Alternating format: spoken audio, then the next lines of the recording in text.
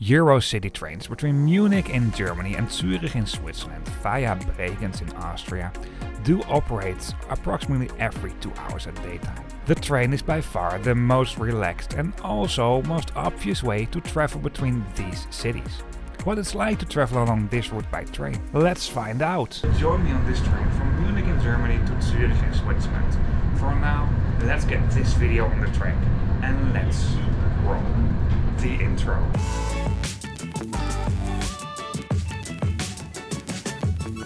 Before we start this video, a quick look on the environmental impact on this route by train, car and plane. I'll get back to this at the end of the video. And even though I started this railway journey in Munich, I'll start off by showing you the railway station of Zürich. Simply because Munich is getting refurbished big time, it's getting finally the station it deserves. And Zürich, well, I reviewed it once, but that was a long time ago, and besides that, I think I can do it a bit better. Around the railway station in Zürich there are some spots where you can park bikes, and obviously you find a tram stop. Ticket machines for the trams and also regional buses can be purchased, for example at the tram stop. And the tram stop also gains direct access to the underground area of this railway station, but I'll get back to that in a bit. The railway station of Zürich is not just the most important railway station in all of Switzerland. From a European perspective, this is also a rather important and big railway station. The railway station is really impressive when it comes to architecture, even though Switzerland is in general pretty humble. But when it comes to this railway station is impressive but humble at the same time, if you get what I mean. Look at, for example, in this restaurant over here. I really love the ceiling. At the opposite side from the restaurant there's a bookshop, and this also looks pretty amazing, doesn't it? I just really like this railway station over here. Like I already mentioned, also from an international perspective, this is quite an important railway station. From here on you will find trains to Germany, France, the Netherlands, Austria, the Czech Republic, Slovakia, Hungary, Slovenia, Croatia and Italy. And you'll find both day trains, like the train that we'll be taking in this video, but also quite a lot of sleeper trains. Originally Zürich is a terminal railway station, what basically means that the trains do end their journey here or start. Or if they have this as a stop along the way, they just make a stop here and change direction. But nowadays it's not only a terminal station anymore. This here is the main concourse of Zürich Hauptbahnhof, or Zürich main station, and this space is huge. Obviously there's a ticket counter as well, but I didn't put well on camera.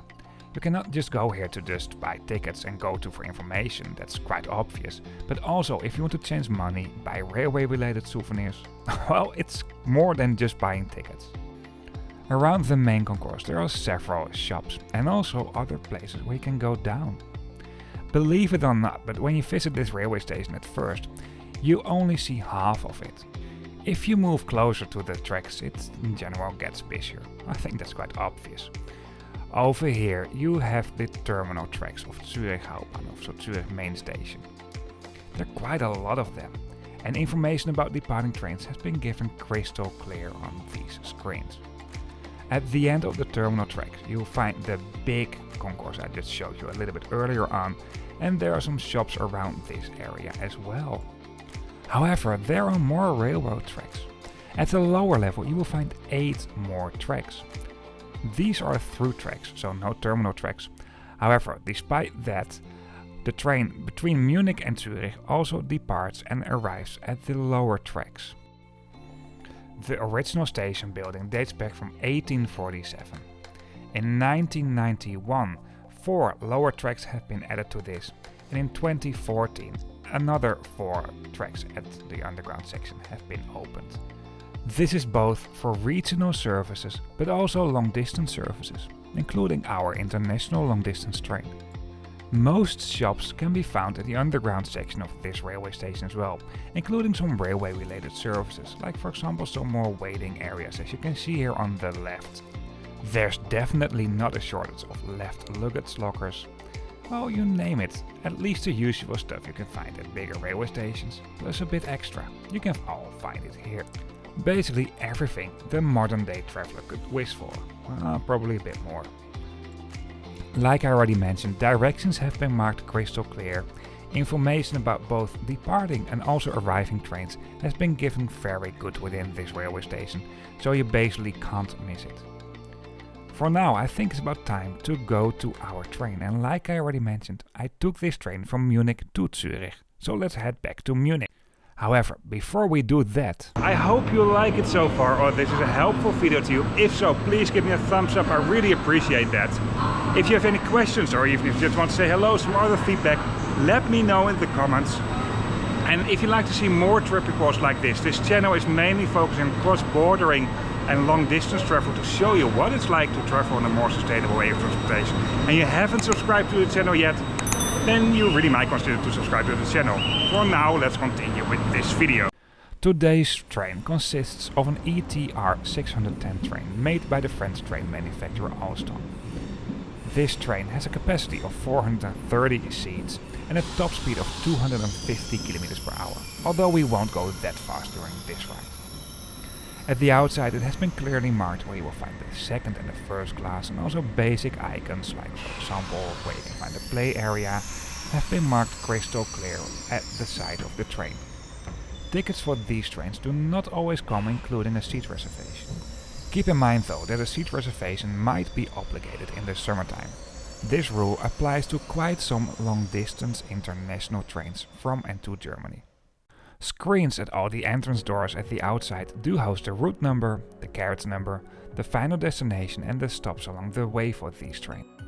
These are tilting trains, what basically means at the moment a train goes through a curve, they can tilt so they can go faster at regular tracks.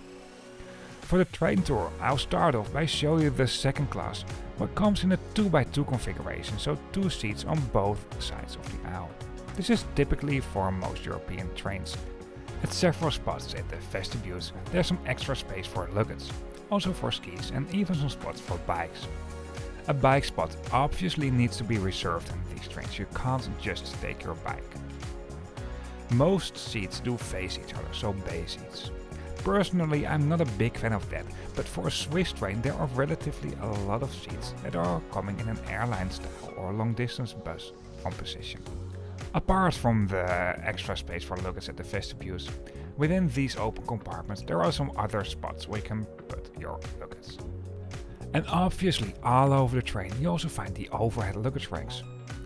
Between the seats in second class there's a power socket, and at the total back or front, depending what way the train is moving, you will find a special kids area. This is basically the same as the rest of the train, however the seats that do face each other do have some board games on it, what makes it even more fun for kids to go by train. In some other Swiss trains you might even find a complete play area for kids.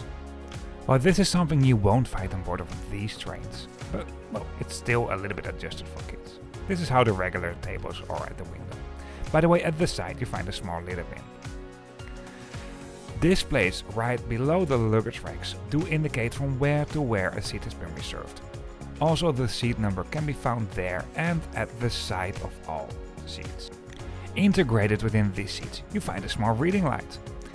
The seats can be reclined with the use of a handle at the side.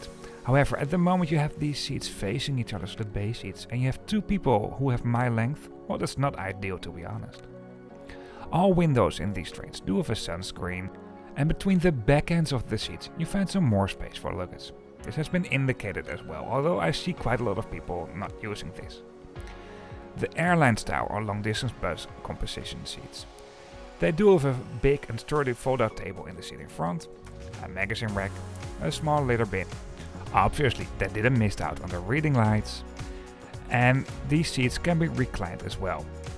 Even though the legroom is okay, it might look tighter than it is, but I have to say I'm a little bit over 1.90 m tall. At the beginning of these open carriages, at the entrance doors, a number will indicate once again in what class you are. Displays throughout the train do host route information. Altogether, it's a good second class product. It's not wow, it's not bad either. In the dining car I noticed this area for the train staff. And what makes this train really good, at least in my opinion, is having a dining car. I really like dining cars in general, but Swiss dining cars are in general really good as well. However, keep in mind, It is a dining car and it's a Swiss dining car, so prices are relatively high. However, traveling by train is a very civilized way of traveling in general, but having a dining car makes it even more civilized. I really enjoyed my breakfast, as you can see over here. It wasn't cheap, but it was really good. And it was gone before I knew it. If there's a dining car on board of a train, I really like to support this, because I don't want these dining cars to disappear. And there are quite some examples of trains where there won't be dining cars anymore, or where this is just limited to a trolley service. The dining car is located between the first and the second class, and the section of the first class next to the dining car is the accessible area. Let it be no surprise that close to the accessible area you also find the accessible toilet. This toilet is way more spacious than the regular toilets. You have some support bars, and this can also be, surprise surprise, like many other trains, also be used as a diaper changing facility if you're traveling with a little baby. Well, maybe this will be something for the YouTube channel Trainviking Junior if that will come one day. Well, you get it. During my ride, all the toilets were clean and they functioned. Well, I didn't test them all, but the toilets I noticed at least. This is the accessible area of the first class, where the staff was mainly sitting during my ride. And right next to that, you find the dining car again. For now, let's review the first class on board of these trains. Just like basically all European first class trains, this comes in a 2x1 configuration. So 2 seats at one side of the aisle and 1 seat at the other side. For luggage, you obviously find the overhead luggage racks throughout the train. At the vestibules there are some more luggage racks, and also in these open compartments at the beginning or the end you find some more dedicated luggage racks. Apart from that, you can also use the space between the back ends of the seats, obviously. I can't say this enough because I see a lot of people not using that. First class doesn't give you extra service. It's just that you have more space, the seats are a bit wider, and it's a bit quieter. For this journey I was actually traveling in first class, because I had a first class Interiour. It wasn't busy though, but in general, traveling in first class is a bit easier to make some trip reports. Just like second class, there are power sockets between the seats. At the moment the seats do face each other, you find a table.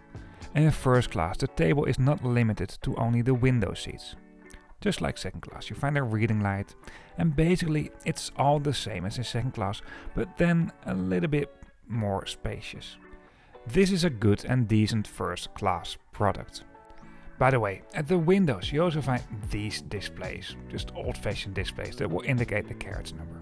And because no train tour is complete without showing you the toilet, this is how the regular toilets are. Way smaller than the accessible toilet, but pretty fine. At last, free Wi-Fi is available in these trains. For now, I'll show you some views from the train between Munich and Zürich via Bregenz in Austria along the Bodensee. I'll get back to you at the end of the video.